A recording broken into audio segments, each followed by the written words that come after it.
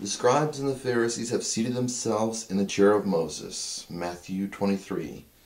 Therefore all that they tell you do and observe, but do not do according to their deeds, for they say and do not do.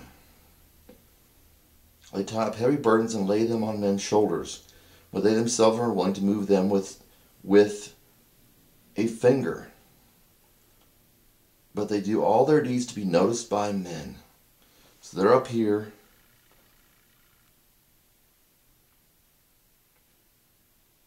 For they broaden their phylacteries and lengthen the tassels. They love the place of honor at banquets, and the chief priests in the seats in the synagogues, and respectful greetings in the marketplace, and being called rabbi by men. So they're up here saying, "Oh, you have to do what I say." And Jesus says, no, you're not supposed to make your leaders like that. You're not supposed to be a leader like that, where you command other people to do stuff. It's not a Christian value. But there's somebody up here, and he tells you what you're going to do. And being called rabbi by men, but do not be called rabbi. So this whole list, the whole thing where it starts, they sit in the chair of Moses, and so you have to do everything they tell you, in this situation, and they do their deeds to be noticed by men. They love the place of honor, respectful greetings in the marketplace, of being called a rabbi. Jesus is saying, I don't like this distinction among men, that certain people are pastor or rabbi. Teacher is another word for rabbi. You get Jewish rabbis, they're considered teachers. They've got special clothes, they've got the tassels, they've got the tie, they've got all this stuff. Oh, and they're special. Whenever it's just a plain clothed individual. Do not be called rabbi, for one is your teacher. You say, I have my Sunday school teacher. Oh, teacher, Sunday school teacher. As far as a religious sense, there are no people you call teacher. He is my Sunday school teacher. No, Jesus Christ is your teacher.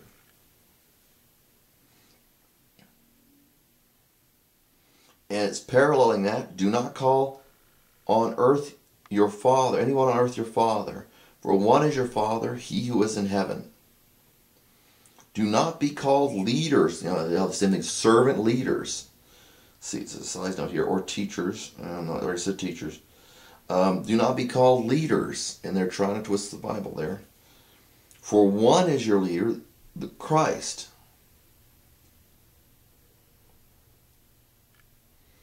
So people say, I'm a servant leader. That's an unbiblical attitude. Servant leader. Or leading servant, and they laugh. What that means is they get to tell the people what to do. One leader, one teacher, one Christ, and one Father above all. So when you get together as in a house church setting, which I firmly believe people don't really understand how this works. There is no, say, oh, he's our leader. Il Duce, the Italians said. And he was the fascist leader of fascist Italy that fought against other countries during World War II. They fought against the United States during World War II.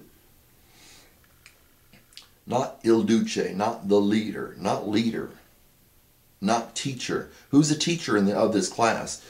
Who's a leader of this Bible study? It's not a Bible study. That can be done aside from the meeting together. Why are you wasting people's time that already knows the concept? Same thing you do in regular churches. People teach and whatever pastor, and they're saying what you already know. So it's wasting your time. Why do you gather together for that? Well, you're supposed to come together and encourage one another. You can't encourage one another if there's only one person speaking and you're all supposed to do nothing. But you come together as house church say, who's the leader? Who's leading this? Who's the leader? There is no leader. Who's the leader this time? There is no leader. Christ is the leader. It says it right here. Matthew 23. But the greatest among you shall be your servant. They talk about servant leaders, which means I'm up here, like the Pharisees were. You're down here, and I'm a servant leader. That means I lead you. No, Christ is the leader. Whosoever exalts himself shall be humbled, and whoever humbles himself shall be exalted.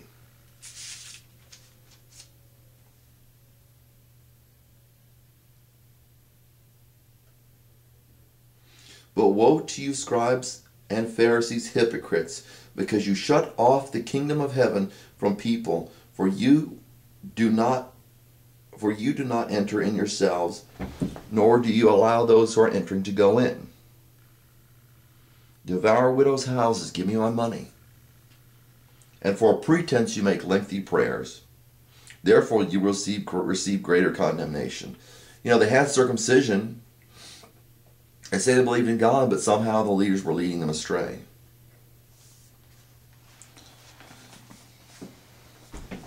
Christ can lead his own church. Christ can lead a fellowship of believers at a church. But you got to listen to him. It's like you got a conductor of an orchestra. And let's say the conductor of the orchestra is Christ. And somebody else gets up and wants to lead. You've got two conductors. If they're not in sync, which is they're violating Jesus' intent right there. They're already not in sync with that. So it's naturally going to be not in sync with other things.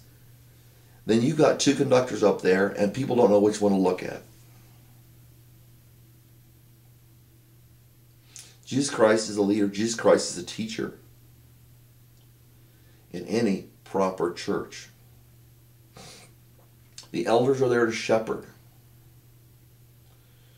And there really is no other, except for apostles and elders, there are no other presiding members of that church. And apostles are supposed to be traveling evangelists because they never stayed in the same place for a long time. But people get this confused. They think, well, I got to go to my pastor. I've heard even people say that you've got to have a covering. Well, it says in the Bible that God's your covering. Jesus said, "How long I've wished to gather you." Forgetting the exact wording. I've longed to gather your children as a hen gathers its chicks under its wings, but you were unwilling. That's your covering right there. Paul says the head of every man is Christ. Then you don't need another head.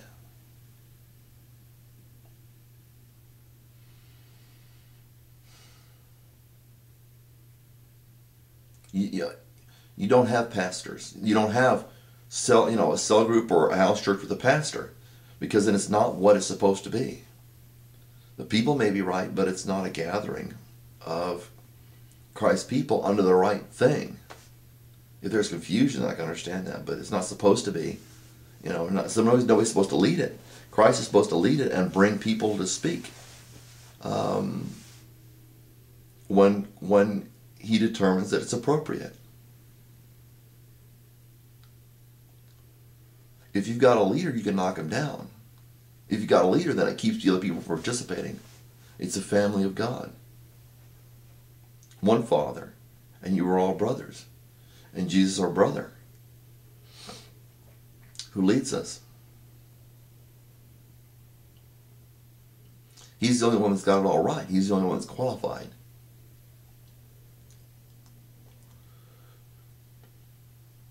We don't make leaders of men and rabbis of men. Jesus accepted the term rabbi, but he didn't think it belonged to anybody else.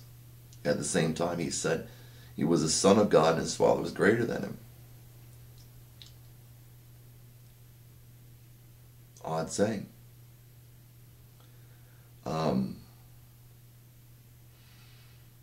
But,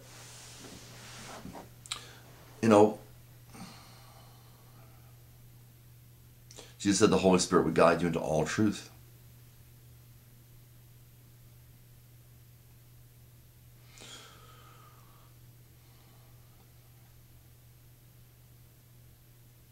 Christ leads his church, not somebody else in place of Christ. I don't mean to offend people, but that's the Antichrist. Somebody who's they may be well-intentioned, but they're standing in a position of Antichrist, where somebody says, Christ says this, but and Christ is telling this person this, this is what is supposed to happen, but I'm telling you this. And then there's disagreement because it's split.